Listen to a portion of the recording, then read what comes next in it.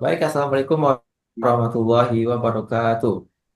Waalaikumsalam Waalaikumsalam warahmatullahi warahmatullahi wabarakatuh. wabarakatuh. Kembali lagi bersama kita di kelompok satu Latsar CPNS 2024, Bapelkom 1 Medan. Waalaikumsalam Pada kesempatan kali ini warahmatullahi kita wabarakatuh. melanjutkan podcast tugas dengan judul What We Can Do to Make PU Better and Stronger. Saya bersama saya Aditya Putra selaku moderator pada kesempatan kali ini. Nah, berdasarkan tema yang sudah ditentukan, eh, yaitu bagaimana cara kita untuk melihat atau mengembangkan PU Kementerian Pekerjaan Umum ini agar menjadi lebih baik dan lebih kuat. Yang tentunya eh, kita kaitkan dengan materi-materi yang sudah kita pelajari selama Latsar Agenda 1 ini. Mungkin itu nanti ada beberapa pertanyaan yang akan saya sampaikan kepada rekan-rekan agar bisa kita kupas dan kita ulik lagi bersama. Mungkin kita langsung saja. Yang pertama itu tentang sebagai eh, bangsa Indonesia yang menjunjung tinggi nilai persatuan, eh, tanah air ini yang sudah terbentang dari Sabang sampai Merauke, yang berjajarnya pulau-pulau, beragam suku, beragam agama, budaya yang kita sebut sebagai tanah air Indonesia. Eh, Pertanyaannya yaitu, apa arti cinta tanah air bagi kita selaku bangsa Indonesia, warga Indonesia? Mungkin ada yang bisa menjawab pertanyaan pertama dari saya? Di, Mungkin coba menjawab ya Mas. Mungkin secara singkat aja ya. Jadi kalau menurut saya, mungkin cinta silakan. tanah air itu apa ya, kesadaran atau komitmen untuk berbuat sesuatu lah untuk bangsa ini. Mungkin kalau secara singkatnya begitu. Saya izin Baik, terima menanggapi Mas kasih Adit. Mas. Oke, Ya, silakan Mas Aprian. eh, arti cinta tanah air bagi saya itu perasaan ataupun kesetiaan ya, yang mungkin jarang diungkapkan oleh seseorang. Namun ia sering melakukannya gitu. Jadi seperti kita mengikuti pemilu itu kita sudah cinta tanah air, tapi kita tidak mengungkapkan dalam perkataan gitu. Kita mengungkapkan dalam perbuatan. Setelah kita pemilu kita menunjukkan jari kita bahwa kita sudah mencoblos pemimpin masa depan kita. Mungkin itu Mas Adi. Baik, terima kasih kepada Mas Anas dan juga Mas Aprilia. Nah, bentuk cinta tanah air itu tidak hanya dari langkah-langkah besar, pekerjaan besar juga, tapi juga dari pekerjaan kecil pun juga bisa kita ungkapkan sebagai rasa cinta kepada tanah air. Untuk selanjutnya nih, mungkin saya minta pandangan dari masing-masing peserta nih ya. Eh, Berdasarkan materi yang sudah kita pelajari sebelumnya, yaitu tentang wawasan kebangsaan dan bela negara. Mungkin bisa disampaikan masing-masingnya apa contoh aksi bela negara atau wawasan kebangsaan yang bisa diterapkan. Walaupun itu aksinya kecil, tapi sudah menunjukkan adalah itu aksi dari suatu bela negara. Disilahkan mungkin yang pertama dulu Mas Ageng Galih, dipersilahkan. Ya, terima kasih. Mohon izin, Mbak Ditya. Menurut saya, aksi bela negara itu bisa dilakukan dalam kegiatan lingkup manapun ya. Dan alhamdulillah kita semua pasti sudah bisa kita seperti itu dengan KKN. Menurut saya itu sudah salah satu bentuk sebagai bela negara. Kita membantu warga di sana, kita membangun fasilitas-fasilitas di sana. Itu insya Allah kita sudah membantu mereka semua dengan apa yang kita bisa lakukan waktu kita menjadi mahasiswa. Terus juga termasuk pelatihan kebangsaan juga ada di sana. Kita dilatih untuk membantu sama satu sama lain, melihat sisi lain dari em, negara-negara Indonesia ini. Tidak semua yang bisa seberuntung kita. Mungkin seperti itu. Baik, terima kasih Mas Ageng. Selanjutnya kita mintakan pada Mas Hirson. Disilakan. Siap, terima kasih Mas Adit atas kesempatannya. Menurut saya, bela negara itu, pengalaman pribadi saya ya, bela negara itu kan sekarang nggak harus angkat senjata, nggak harus juga mengibarkan bendera Indonesia kemana-mana gitu. Bela negara itu dilakukan dari hal-hal kecil, apapun kontribusi yang positif untuk negara ini gitu. Kalau niatnya membangun itu menurut saya udah termasuk dalam bela negara. Seperti contohnya kita pakai batik ke acara internasional untuk mewakili Indonesia, itu kan kita membawa eh, identitas negara, itu udah termasuk bela negara. Pokoknya kegiatan positif yang niatnya membangun bangsa itu udah termasuk bela negara. Terima kasih Mas Adit. Baik, baik, luar biasa. Selanjutnya nih, kita mintakan kepada Mas Anas Ya tentang mungkin pertanyaan yang tadi. ya Disilakan. mungkin mencoba menjawab ya. Ya, kayaknya kita semua di sini yang daftar CPNS kayaknya udah melakukan aksi bela negara gitu. Kita tahu sebenarnya kan, oh birokrasi Iya, di benar. negeri kita udah semeraut gitu-gitu ya. Kita ikut terlibat menjadi PNS yang yang dalam tanda kutip mending kita kerja di swasta gitu ataupun ke luar negeri gitu loh yang gajinya bisa dibilang jauh lebih tinggi kan. Nah, tapi kita tetap teman-teman tetap daftar CPNS dan ya untuk ikut terlibat lah dalam kemajuan bangsa. Mungkin itu saya udah berpikir itu udah termasuk bela negara sih gitu. Mungkin sekian dari saya. Siap, siap. Kalau, kalau misalnya kita tidak cinta pada negara, kalau tidak ada aksi bela negara di kitanya, nah, kenapa harus daftar di PU gitu ya, Mas Anas? Baik, terima kasih. Selanjutnya kita mohonkan kepada Mas Aprilian. Ya, izin Silakan, Mas. merespon. Baik, izin Mas Adit, izin merespon. Mungkin kalau dari saya pribadi itu, menurut saya bela negara yang sudah kita lakukan selama itu sudah terhitung bela negara ya. Dari kita masuk on time pagi pada saat kita bekerja, kemudian kita menjaga integritas kita di kantor, kemudian kita menjaga apa ya etika dan perilaku kita, bagaimana norma yang berlaku di lingkungan sosial kita itu sudah bela negara. Menurut saya begitu, Mas Adit. Baik, terima kasih, Mas Aprilian.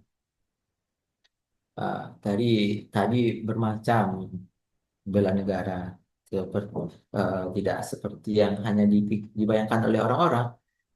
Bela negara itu tidak hanya sebagai tidak hanya angkat senjata harus berperang jadi tentara, tapi juga aksi-aksi kecil yang menunjukkan cinta kita kepada NKRI itu juga sudah disebut sebagai aksi bela negara.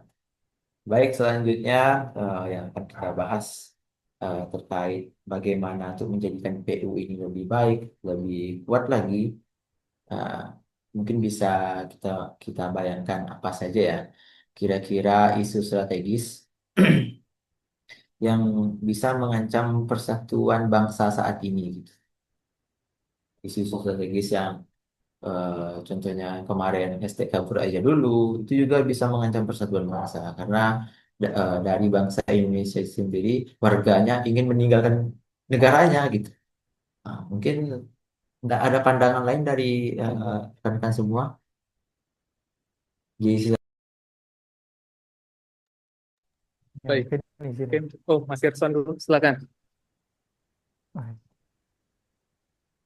oh ya, sorry, sorry.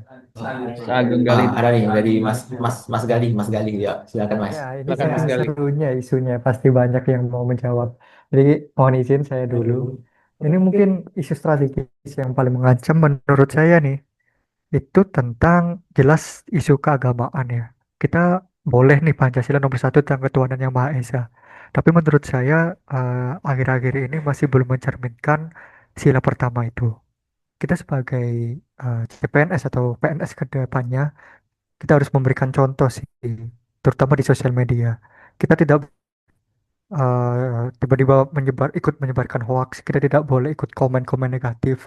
Malah seharusnya kita ikut komen positif karena yang saya yakini memang banyak orang pintar di sini di Indonesia Indonesia, namun kurang vokal saja. Baik, terima kasih Mas Ageng. Mungkin ada tambahan dari rekan-rekan yang lain, disilakan. Ya, izin Mas Mas Adit, Ilson.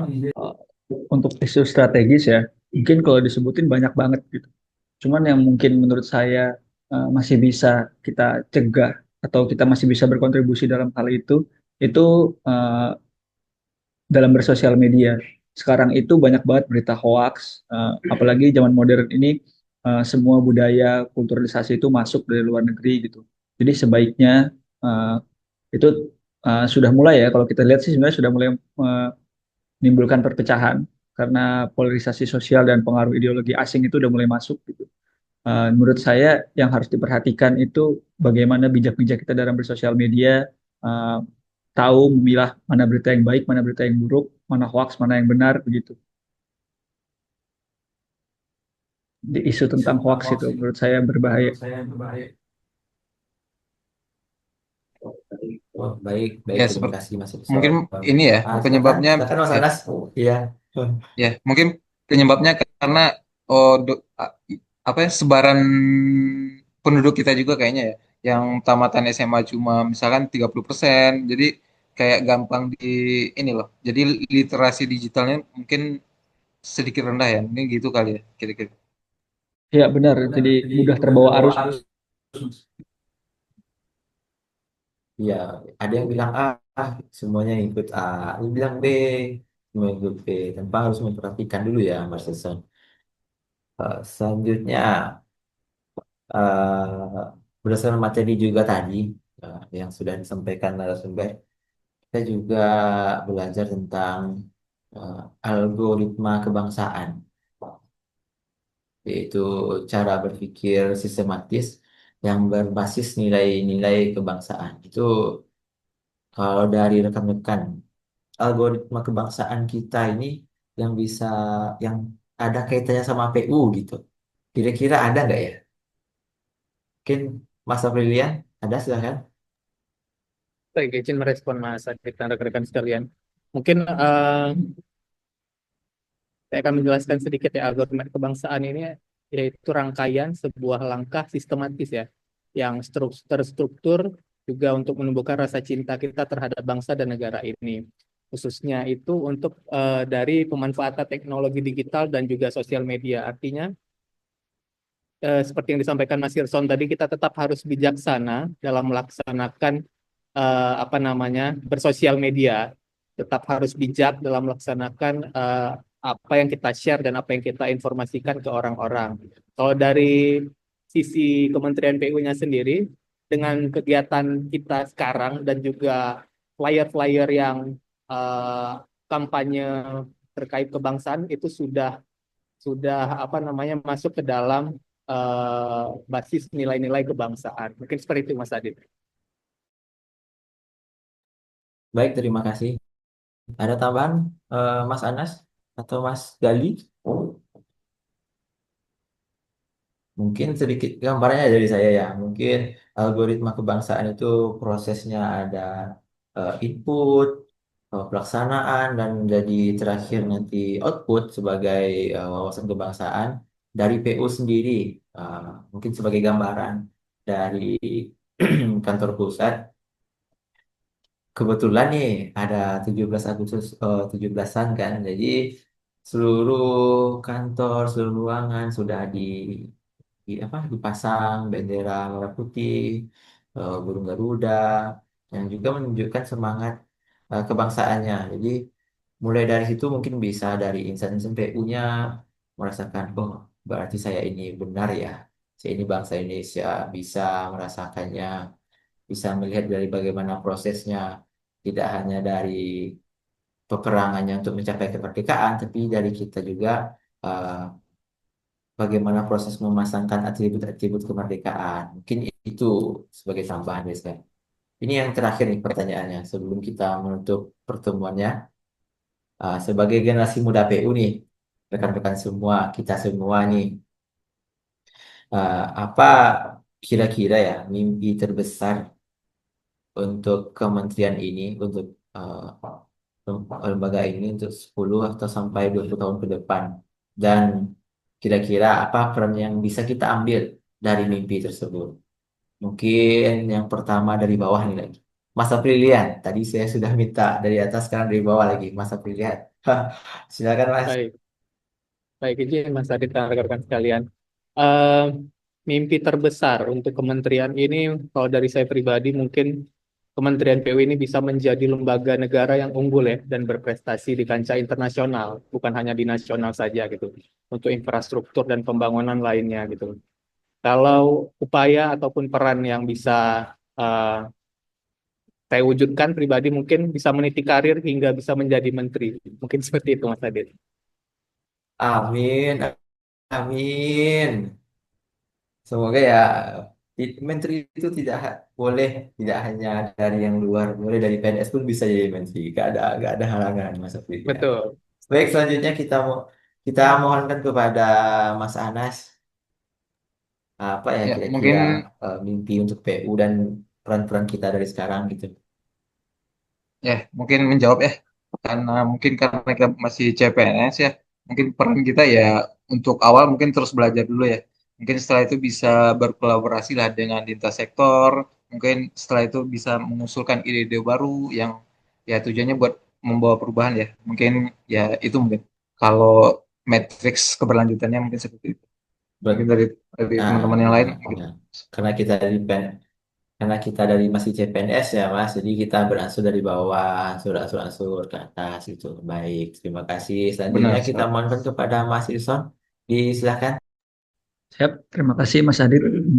Kalau harapan saya, mimpi saya untuk PU itu saya berharap tetap menjaga integritasnya. Mungkin 10-20 tahun lagi itu audit BPK, audit BPKP itu mungkin sistemnya udah nggak sama. Saya ingin kita mencapai itu semua itu nggak ada temuan gitu. Kalau kontribusi yang bisa kita lakukan sekarang, ya kita menjaga integritas aja. Tetap jadi orang yang jujur dan amanah dalam bekerja. Terima kasih, Mas Adit. Baik, terima kasih Mas Ilson. Selanjutnya yang terakhir nih, Pak Ketua Agung Galih, silakan. Ya, terima kasih Pak Moderator. Kalau ngomongin mimpi ini, semua pasti punya mimpi yang baik ya. Tentunya untuk kementerian kali ini, kementerian kita ini. Kalau dari saya sendiri itu, sejauh di direktorat saya, itu menurut saya kurangnya kolaborasi dan masyarakat. Jadi kayak 80% wilayah, wilayah 80% saluran itu rusak, tapi kita tidak tahu, kayak kita tidak eh, uh, inilah kayak woro-woronya lah kayak gitu. Jadi menurut saya pingin ke depannya itu lebih dekat dengan masyarakat, kita bisa kolaboratifnya semakin tektoknya itu semakin cepat. Mungkin agak susah ya karena ada SOP sana sini, tapi saya berharap ke depannya itu mungkin ada sesuatu kebijakan yang bisa langsung didekatkan dari pusat ke masyarakat seperti itu. Benar kata Mas Anas, kita masih CPNS, kita masih terus belajar saja, terus membantu senior-senior kita tahu permasalahannya ke depannya, penyelesaian masalahnya. Terima kasih. Oh ya mungkin ngomentari Baik, sedikit ya terima kasih. terkait Mas Ya, baik, Ageng ya baik Mas. Silakan. ya tadi kan Mas Ageng bilang ya itu terbatas karena kebijakan ya. Nah, jadi kayaknya ya belum bisa tuh jadi judul aktualisasinya Mas Ageng ya. Kalau kebijakan jatuhnya kalau SOP mungkin masih bisa kali ya. Tapi kalau udah kebijakan mah berat. Mungkin dicari lagi judul lainnya Mas Adit. Iya. Ya betul, lebih ke Lebih ke SOP, SOP, setuju, setuju. setuju. Ya, kalau kebijakan kita harus menentang yang di atas, jadi prosesnya masih panjang nanti. Baik, terima kasih rekan-rekan atas tanggapannya dari beberapa pertanyaan yang sudah disampaikan tadi. Eh, Bisa disimpulkan yaitu agar PU ini bisa jadi lebih baik dan lebih kuat, tidak hanya dari mimpi-mimpi pegawainya, tapi juga dari rasa kesatuan, rasa kebangsaan dari pegawainya itu, terutama bagi kita yang sudah ditetapkan sebagai CPNS dan juga nantinya akan mengabdikan diri selama SK kita bahwa PU ini. Mungkin hari ini kita cukupkan pertemuan. Terima kasih partisipasi rekan-rekan semua. Selamat kembali beraktivitas. Terima kasih. Assalamualaikum warahmatullahi wabarakatuh. Terima kasih Mas Adit. Terima kasih, Waalaikumsalam Mas Adi. warahmatullahi wabarakatuh. Wassalamualaikum Terima kasih Terima Mas kasih. Adi. Terima Terima kasih kasih. rekan-rekan.